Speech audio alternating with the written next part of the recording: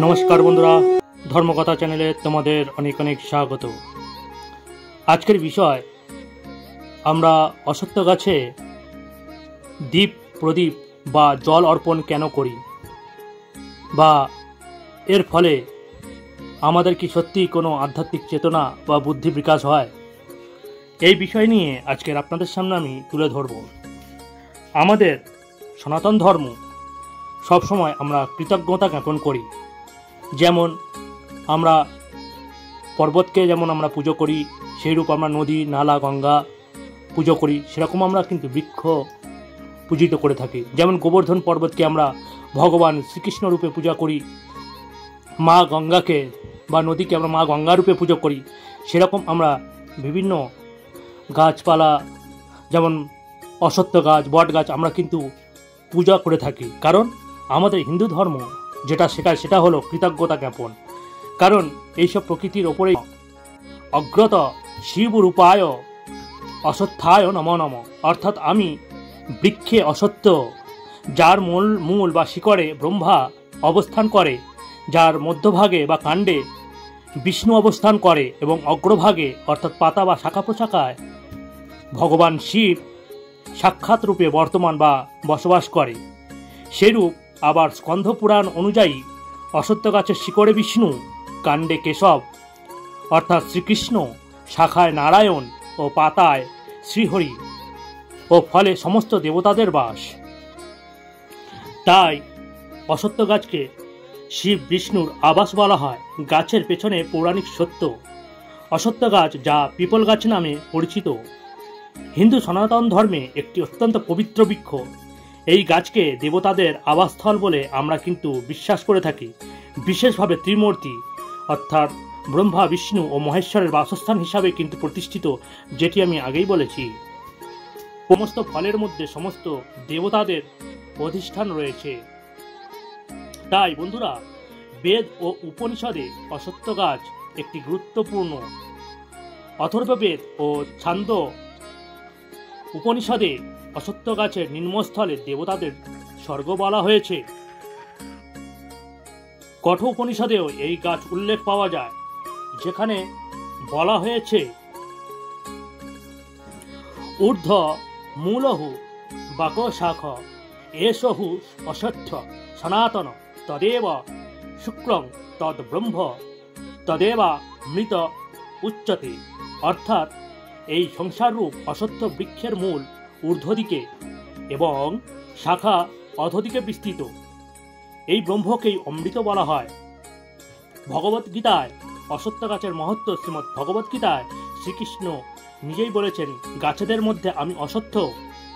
গীতার পুরুষোত্তম যোগ অধ্যায়ে এই অশ্বত্থ গাছকে নিয়ে সংসাররূপী বৃক্ষের প্রতীক হিসাবে ব্যবহার করা হয়েছে। এখানে বলা হয়েছে ঊর্ধ্ব মূল মধ শাখা মধ্যস্থ পাহুর অব্যয়ম ছন্দাংশি যস্য পূর্ণানি যষ্ট বেদশ বেদবিদ।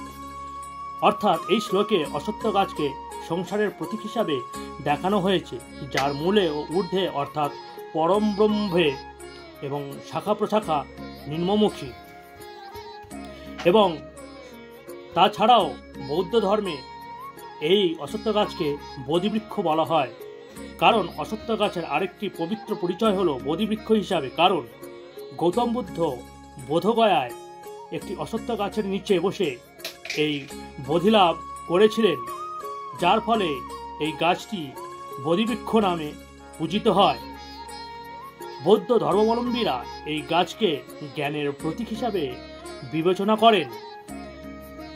ধর্মীয় গুরুত্ব ও আচার অনুষ্ঠান অশ্বত্থ গাছকে চৈতিবৃক্ষ বা বিশ্ববৃক্ষ ও বাসুদেবও বলা হয়ে থাকে। হিন্দু ধর্মের বিশ্বাস অনুযায়ী এই গাছের সব অংশে ভগবানের অধিষ্ঠান রয়েছে। বিশেষ করে শনিবার অশ্বত্থ গাছে দেবী লক্ষ্মী ও ভগবান বিষ্ণুর অধিবাস করে থাকেন বলে বিশ্বাস। তাই এই শনিবারে গাছের পূজা করা হয়, জল নিবেদন করা হয়, প্রদীপ প্রজ্বালন করা হয় এবং এটি করলে অত্যন্ত শুভ বলে মনে করা হয়। তাই দেখবেন আশেপাশে আপনাদের শনিবার করে এই অশ্বত্থ গাছের নিচে অনেকে দীপ প্রজ্বলন ধূপ দ্বীপ ইত্যাদি কিন্তু সায়ং সন্ধ্যা দিয়ে থাকে। আধ্যাত্মিক ও প্রতীকীর অর্থ। অশ্বত্থ গাছের আধ্যাত্মিক গুরুত্ব অপরিসীম। স্কন্ধ পুরাণে বলা হয় ব্রহ্মা। এখান থেকে কি জানলাম? অশ্বত্থ গাছকে শিব বিষ্ণু আবাস বলার পেছনে রয়েছে গভীর পৌরাণিক তত্ত্ব।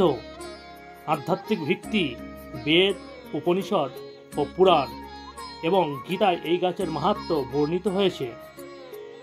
ত্রিমূর্তির বাসস্থান হিসাবে এই গাছ হিন্দু ধর্মের এক অনন্য স্থান দখল করে। সেই সঙ্গে বৌদ্ধ ধর্মেও বোধিবৃক্ষ হিসাবে এই পবিত্র স্বীকৃতি কিন্তু অশ্বত্থ গাছ পেয়ে থাকে। এইভাবে অশ্বত্থ গাছ শুধুমাত্র একটি উদ্ভিদ নয়, বরং আধ্যাত্মিকতা, জ্ঞান ও দিব্যদের প্রতীক হিসাবে চিরকাল পূজিত হয়ে আসছে। তাহলে বন্ধুরা, অশ্বত্থ গাছ আপনার ঘরের চারপাশে যদি হয়ে থাকে, কখনো ভুল করেও সেই অশ্বত্থ গাছে কাটবেন না। যদি একান্তভাবে সেই গাছকে কাটতে হয় তাহলে পূজা করেই কিন্তু তার গাছ কাটবেন। কারণ আমরা এই যেটা জানতে পারলাম যে এই গাছের মধ্যে যেখানে ত্রিশক্তি অর্থাৎ ত্রিদেবতার বসবাস, ব্রহ্মা বিষ্ণু মহেশ্বর, অতি পবিত্র গাছ, সচরাচর সেই গাছে আঘাত করা উচিত নয়। তাই যখনই আমরা এই অশ্বত্থ গাছকে কাটবো বা পরিষ্কার করব, তখন অবশ্যই ধূপদীপ দেখিয়ে বা সসম্মানে তাকে পূজিত করে আমাদের কাটা উচিত, নতুবা হয়তো আমাদের ক্ষতি হতে পারে। তো বন্ধুরা, আজকের মতো এতটাই।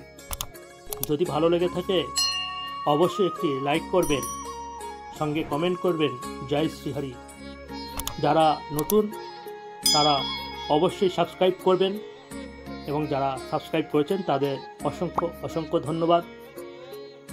আর এই ধরনের ইনফরমেটিভ ভিডিও আপনাদের আপলোড করার সাথে সাথে যাতে আপনাদের কাছে পৌঁছে যায়, বেল আইকনটি টিপে সঙ্গে থাকবেন।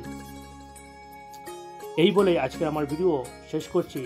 হরি ওম তৎসৎ, হরি ওম তৎসৎ, হরি ওম তৎসৎ।